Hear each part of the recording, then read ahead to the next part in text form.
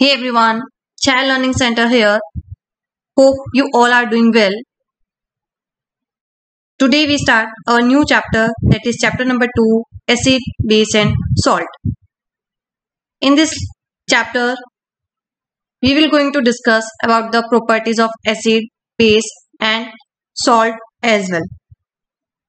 So whether you are a student looking to ace your chemistry exam or someone who want to understand the science behind everyday phenomena, this video is for you. So get ready, let's start our today lecture. क्या आपने कभी सोचा है कि lemon का test खट्टा ही क्यों होता है या जो साबुन है वो स्लिपरी होती है क्यों? इसका जो आंसर है वो इनकी प्रॉपर्टीज के अंदर लाई करता है जो इस चैप्टर के अंदर हम डिस्कस करने वाले हैं. तो आज के लेक्चर में सबसे पहले मैं आपके साथ डिस्कस करूंगी अबाउट द एसिड्स. एसिड्स होते क्या हैं? ठीक है, आप अपने डे टू डे लाइफ में बहुत सारी चीजें ऐसी कंज्यूम करते हो, फ्रूट्स ऐसे कंज्यूम करते हो जो क्या होती है, खट्टी होती है. जैसे कि कुछ एग्जांपल मैं आपको देना चाहूंगी. Tomato, lemon, curd, tamarind. तो ये सारे क्या हैं? ये सारी चीजें कैसी हैं? खट्टी. इनका जो टेस्ट है वो कैसा है? खट्टा, क्योंकि इनके अंदर क्या है, कुछ ना कुछ एसिड प्रेजेंट है. एज वेल एज आप खुद अपनी बॉडी के अंदर भी ऑब्जर्व करो तो आपने ह्यूमन डाइजेस्टिव सिस्टम के अंदर स्टडी किया था कि ह्यूमन बॉडी के अंदर भी कौन सा एसिड प्रेजेंट होता है? HCl एसिड प्रेजेंट होता है. ठीक है, तो आज हम इस एसिड को डिस्कस करने वाले हैं कि इनकी प्रॉपर्टीज क्या हैं. तो सबसे पहले कि एसिड हैं क्या. तो एसिड कौन से सब्सटेंस होते हैं? एसिड वो सब्सटेंस होते हैं जो क्या रिलीज करते हैं? They release H positive ion. जब भी ये वाटर के अंदर डिसॉल्व होंगे तो ये कौन सा आयन रिलीज करेंगे? They release H positive ion. ये जो H पॉजिटिव आयन है ये अकेला एग्जिस्ट नहीं करता, ये हमेशा क्या करेगा, वाटर मॉलिक्यूल के साथ कंबाइन होकर एक नया मॉलिक्यूल फॉर्म करता है जिसको क्या बोला जाता है? हाइड्रोनियम आयन बोला जाता है. And it can be written as H3O positive. ठीक है, इसको क्या बोला जाता है बेटा? Hydronium ion. तो ये सिंगल एग्जिस्ट नहीं करता, ये अकेले एग्जिस्ट नहीं करता, ये वाटर मॉलिक्यूल के साथ कंबाइन करके फर्दर क्या बना लेता है? H3O positive. H2O वाटर का फॉर्मूला है, साथ में H उसके साथ मिक्स हुआ तो 3 मॉलिक्यूल्स वाटर के हाइड्रोजन की हो गई और एक सिंगल मॉलिक्यूल किसका है? ऑक्सीजन का. इसके बाद कुछ एग्जाम्पल यहाँ पे कॉमन एसिड जो आप अपनी डे टू डे लाइफ में ऑब्जर्व करते हो, देख सकते हो, that are hydrochloric acid. Hydrochloric acid बेटा जिसका फॉर्मूला क्या है, यहाँ पे आपको फॉर्मूला भी पता होना चाहिए. HCl. HCl कहाँ प्रेजेंट होता है? गैस्ट्रिक जूसेस के अंदर प्रेजेंट होता है. इनसाइड अवर स्टमक जो गैस्ट्रिक जूसेस रिलीज होते हैं वहां पे कौन सा एसिड प्रेजेंट है? हाइड्रोक्लोरिक एसिड प्रेजेंट है. ये एसिडिक मीडियम क्या करते हैं? आपके फूड के अंदर जो माइक्रो ऑर्गेनिजम्स हैं, अनहेल्दी माइक्रो ऑर्गेनिजम्स है, उनको किल करता है और फूड को क्या करता है? फ्री फ्रॉम जर्म्स बनाता है. ठीक है, तो इसका काम क्या है? गैस्ट्रिक जूसेस का ये काम है. ये हम डाइजेस्टिव सिस्टम में डिस्कस कर चुके हैं. इसके बाद एसिटिक एसिड जिसका फॉर्मूला क्या है बच्चे? CH3COOH. The formula is CH3COOH. Formulas आपको अच्छे से लर्न होने चाहिए. एसिटिक एसिड जिसको विनेगर भी बोला जाता है. विनेगर को कहाँ यूज करते हैं? हम किचन में यूज करते हैं for cooking and for preserving the food. As well as cleaning purpose के लिए भी किसको यूज किया जाता है? विनेगर को यूज किया जाता है. देन सल्फ्यूरिक एसिड जिसका फॉर्मूला क्या है बच्चे? H2SO4.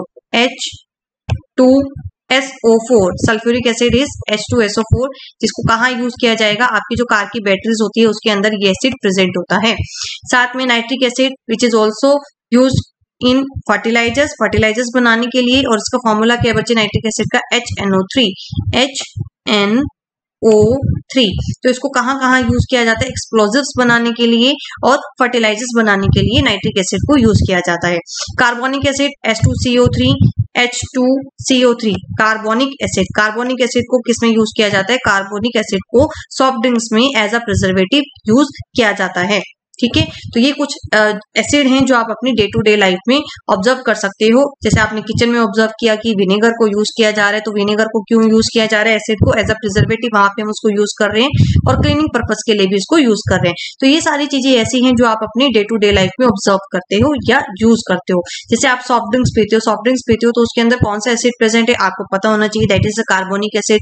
उसका फॉर्मूला क्या है? फॉर्मूला भी आपको अच्छे से पता होना चाहिए. That is H2CO3. ओके तो अभी तक हमने क्या पढ़ा, सिर्फ हमने पढ़ा है कि एसिड्स क्या करते हैं, जब वाटर में डिसॉल्व होंगे H पॉजिटिव आयन फॉर्म करेंगे और वो अकेला एग्जिस्ट नहीं करता है और साथ वाटर मॉलिक्यूल के साथ मिक्स करके हाइड्रोनियम आयन फॉर्म करता है। इसी तरह से कुछ बेसिस को हम डिस्कस करते हैं। तो बेसिस आपके वो सब्सटेंस है, अब यहाँ पे जो हाइड्रोजन था, हाइड्रोजन ने H पॉजिटिव आयन रिलीज किया, यहाँ पे बेस जो है वो सब्सटेंस कौन सा आयन रिलीज करेंगे, hydroxyl ion OH negative, this is known as hydroxyl ion. तो जैसे ही बेस वाटर के अंदर डिसॉल्व होंगे कौन सा आयन रिलीज करेंगे, OH नेगेटिव। ये सिंपल है बेटा, वाटर को अगर आप ब्रेक करो H2O को तो ये दो फॉर्म में डिवाइड हो जाता है, ठीक है, दो फॉर्म में ये ब्रेक डाउन हो जाएगा, simple H positive plus OH negative, OH negative. तो बेस ने कौन से आयन रिलीज करने हैं, बेस हाइड्रोक्सिल आयन ज्यादा रिलीज करेंगे as compare to H positive, और एसिड क्या रिलीज करेंगे, H पॉजिटिव आयन रिलीज करेंगे।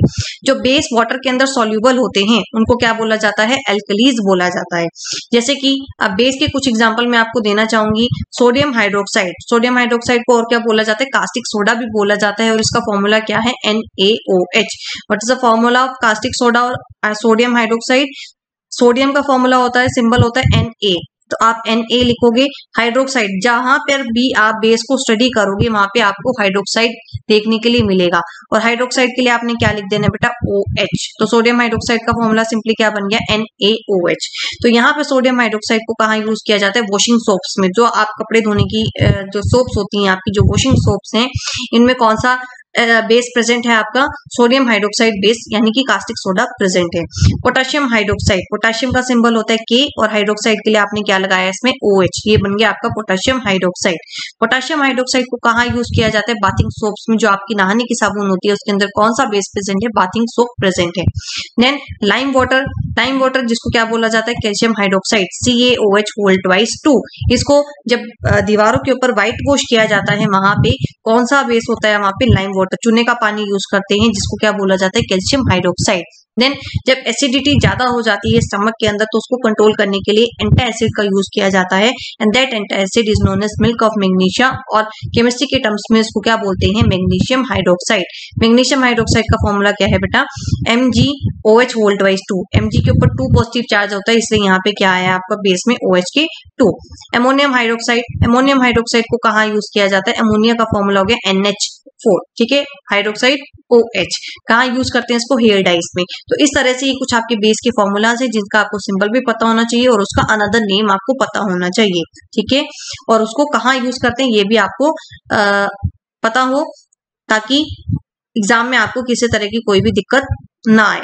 इसके बाद यहाँ पे आपको डायग्राम में दिखाया गया है कि एसिड जब वाटर के अंदर डिसॉल्व है, यहाँ पे क्या है, H positive and Cl negative, तो ये हाइड्रोजन आयन हो गए, और साथ में क्या है आपका HCl था बेटा, ये एसिड HCl, ये किस में डिसॉल्व हो गया, H पॉजिटिव और Cl नेगेटिव में। ये है आपका बेस सोडियम हाइड्रोक्साइड NaOH। अब क्या लगा है, OH, तो समझ जाना क्या है बेस।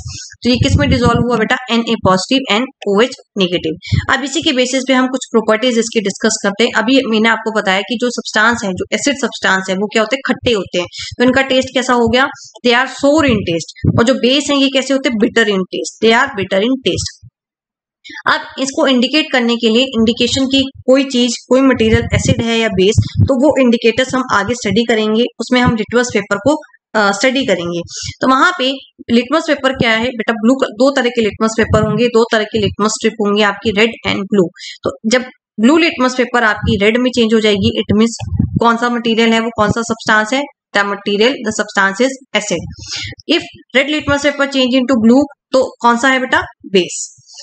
जैसे ही क्या करते हैं, ये डिसॉल्व किया आपने एसिड को, किसके अंदर, पानी के अंदर आपने डिसॉल्व किया, तो यहाँ पे ये आयंस में ब्रेक डाउन होंगे। जब यहाँ पे ये आयनिक फॉर्मेशन होंगे, इन आयन के बनने से क्या कंडक्ट होगी, आपकी इलेक्ट्रिसिटी कंडक्ट होती है, क्योंकि आयन की मूवमेंट से ही किसकी मूवमेंट होती है, इलेक्ट्रिक करंट की मूवमेंट होती है। सिमिलरली बेस भी, जब बेस भी किस फॉर्म में, किस कंडीशन में कंडक्ट करते हैं electricity, when they are dissolve in water. तो एसिड एंड बेस दोनों ही जब वाटर में डिसॉल्व होते हैं तो क्या कंडक्ट करते हैं, दे कंडक्ट इलेक्ट्रिसिटी। तो ये कुछ प्रॉपर्टीज हमने की हैं एसिड एंड बेस की। Now these are common acids जो आप अपनी डे टू डे लाइफ में कंज्यूम करते हैं, ठीक है।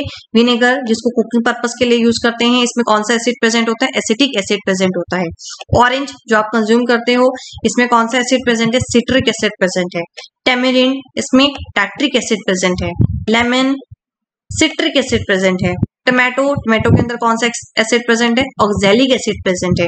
कर्ड दही, इसके अंदर कौन, तो कर्ड की बात की जाए तो कर्ड में कौन सा एसिड प्रेजेंट है बच्चे, lactic acid. Then ant and nettle sting, कभी मच्छर काट जाए या भीड़ड़ काट जाए या ततैया, तो उनकी आंट में क्या होता है बेटा, एक एसिड प्रेजेंट होता है। तो जैसे ही वो काटते हैं वो पूरा एसिड आपकी स्किन के अंदर क्या कर देते हैं, वो ट्रांसफर कर देते हैं, जिसकी वजह से आपको क्या होती है, इचिंग होती है, पेन होता है। तो वो कौन सा एसिड उनकी स्टिंग में प्रेजेंट है, तो उनकी स्टिंग में कौन सा एसिड प्रेजेंट होता है, मिथेनोइक एसिड। तो अब आपने क्या काम करना है, ये एसिड मैंने आपको बताए हैं, इनका केमिकल फॉर्मूला आप मेरे को कमेंट करके कमेंट बॉक्स में बताएंगे।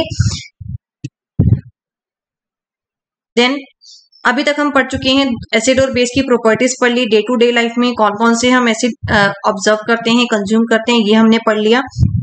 इसके बाद जो नेक्स्ट टॉपिक है इंडिकेशन, कि अब आपको कैसे पता चलेगा कि कोई भी मटेरियल आपका एसिड है या बेस है। तो उसके लिए क्या यूज किया जाएगा बेटा, इंडिकेटर्स यानी कि क्या करते हैं, इंडिकेशन। जैसे व्हीकल्स में क्या होते हैं, इंडिकेटर्स होते हैं कि आपको लेफ्ट साइड लेनी है, राइट साइड लेनी है, तो वहां पे डायरेक्शन को इंडिकेट करने के लिए व्हीकल्स में क्या इंडिकेटर। ऐसे ही मटेरियल को, सब्सटेंस को इंडिकेट करने के लिए कि ये पर्टिकुलर सब्सटेंस एसिड है या ये पर्टिकुलर सब्सटेंस बेस है, तो वहां पे क्या है, हम कुछ इंडिकेटर्स को यूज करते हैं।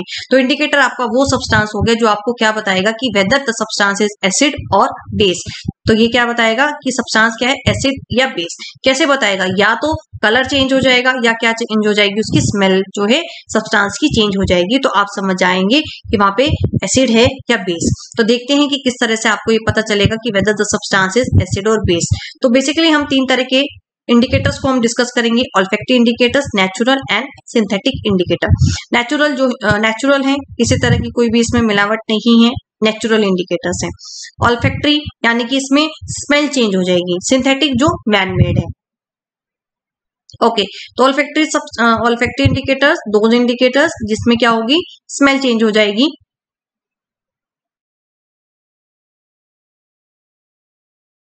There is a change in smell, जैसे कि अनियन एंड क्लोव, ये इसके 2 एग्जांपल है किसके बेटा, ऑल्फैक्टरी इंडिकेटर के।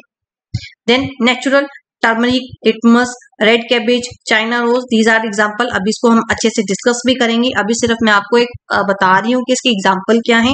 नेचुरल इंडिकेटर के एग्जांपल क्या क्या हो सकते हैं, टर्मरिक हल्दी जिसको हम बोलते हैं, लिटमस रेड कैबेज या चाइना रोज जिसको गुड़हल का फूल भी बोलते हैं।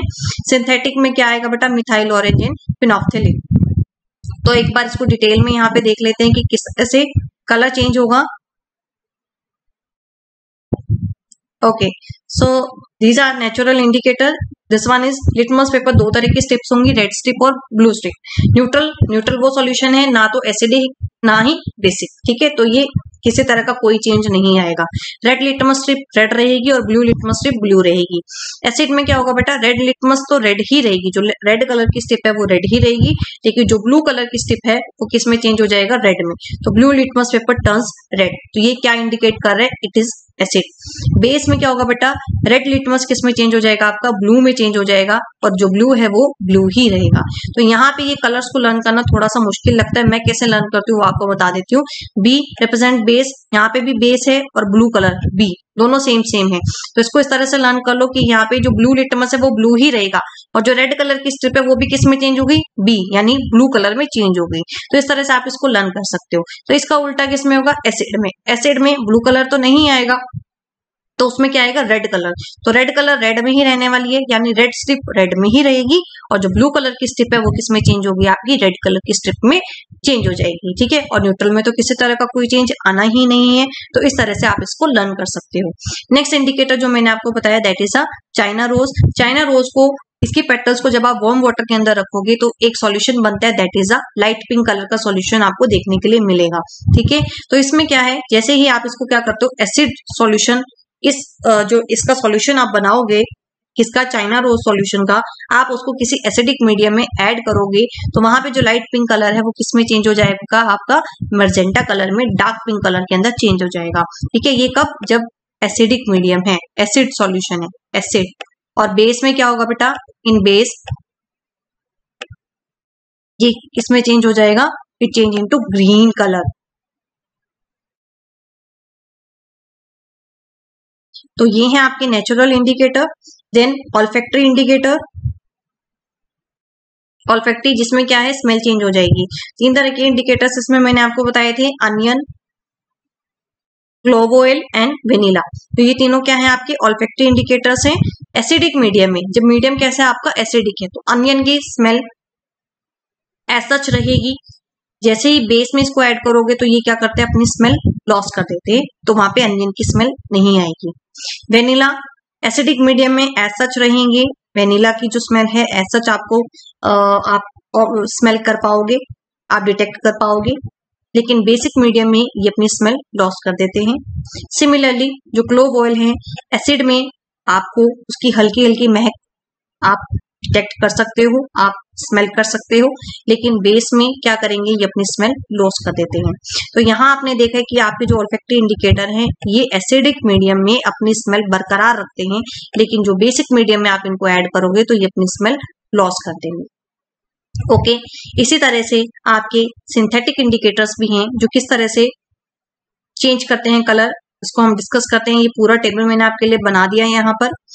तो यहाँ पे देखते हैं कि किस तरह से अक्कर हो रहे हैं। ब्लू लिटमस मीडियम कैसे है आपका, एसिडिक मीडियम और बेसिक, 2 मीडियम की हम बात कर रहे हैं। तो एसिड ब्लू में, ब्लू लिटमस किस में चेंज होगी, रेड में, इसमें तो कोई चेंज नहीं आएगा, ठीक है। एसिड बेस में red litmus blue, B base B blue, तो रेड लिटमस किस में चेंज होगी, आपकी ब्लू में, ब्लू तो ब्लू ही रहने वाली है। Turmeric which is a natural indicator, तो एसिडिक मीडियम में किसी तरह का कोई चेंज नहीं आएगा, लेकिन जैसे आप उसके ऊपर बेस अप्लाई करोगे तो क्या होगा, उसका कलर चेंज हो जाएगा, किसमें, रेड कलर में। ये इसको अभी हम डिस्कस भी करने वाले हैं अच्छे से। मिथाइल ऑरेंज एंड फिनोफ्थेलिन दोनों क्या है, आपके सिंथेटिक इंडिकेटर्स हैं। दोनों किस तरह से कलर चेंज करते हैं, एसिड इसका रेड कलर ही होना है, ब्लू कलर आना ही नहीं इसमें, या तो नो चेंज या कौन सा चेंज आना है, रेड कलर आना है। तो बेधड़क अगर चेंज पूछा जाए कि मिथाइल ऑरेंज में क्या आएगा, तो रेड कर देना, ठीक है। तो मिथाइल ऑरेंज में रेड कलर, और बेस में कौन सा कलर आना है बेटा, येलो कलर। फिनोफ्थेलिन किसी तरह का कोई चेंज नहीं आएगा एसिडिक मीडियम में, और बेस में क्या आएगा बेटा, पिंक कलर, पिंक कलर में वो चेंज हो जाएंगे, पी से फिनोफ्थेलिन एंड पी से पिंक। तो एसिड में तो किसी तरह का कोई चेंज नहीं आ रहा, और आएगा बेस में तो कौन सा कलर आएगा, पिंक कलर का चेंज आपको देखने के लिए मिलेगा। ओके, इसके बाद स्टेन ऑफ करी ऑन अ व्हाइट, अगर व्हाइट कपड़े के ऊपर हल्दी का दाग लग जाए या सब्जी गिर जाए, तो आपने देखा होगा जब आप उसको क्लीन करते हो, जैसे आप उसके ऊपर साबुन लगाओगे उसका कलर रेड कलर में चेंज हो जाता है। क्यों, क्योंकि वो क्या है, बेस। और अभी आपने पढ़ा टर्मरिक में, turmeric which is a natural indicator, acid में किसी तरह का कोई चेंज नहीं है, लेकिन जैसे ही आप बेस अप्लाई करोगे, बेस यानी कि आप सोप अप्लाई करोगे, सोप अभी हमने पढ़ा कि वॉशिंग सोप्स के अंदर सोडियम हाइड्रोक्साइड प्रेजेंट है विच इज अ बेस, तो उसका कलर किस में चेंज हो जाएगा बेटा, रेड कलर के अंदर ये चेंज हो जाता है। तो एसिड में तो नो चेंज, एंड बेस में किसमें, बेस में ये किसमें चेंज हो गया बेटा, रेड कलर के अंदर चेंज हो जाएगा, ठीक है। तो ये क्वेश्चन भी है आपके पास, और ये मैंने आपको यहाँ पे अच्छे से बता भी दिया कि किस तरह से ये चेंज हो जाएगा, ठीक है, टर्मरिक। इसके बाद कल करेंगे हम chemical properties of acid and base. तो आज हमने की फिजिकल प्रॉपर्टी जिसमें हमने पढ़ा कि किस तरह से आप जो इंडिकेटर्स के थ्रू आप डिटेक्ट कर सकते हो कि सब्सटेंस एसिड है या बेस है, और डेली लाइफ में कौन कौन से एसिड्स आप कंज्यूम करते हो, आप ऑब्जर्व कर सकते हो in your day to day life. तो आज के लिए इतना ही, कल फिर मिलेंगे एक नए लेक्चर के साथ, तब तक के लिए बाय बाय, टेक केयर।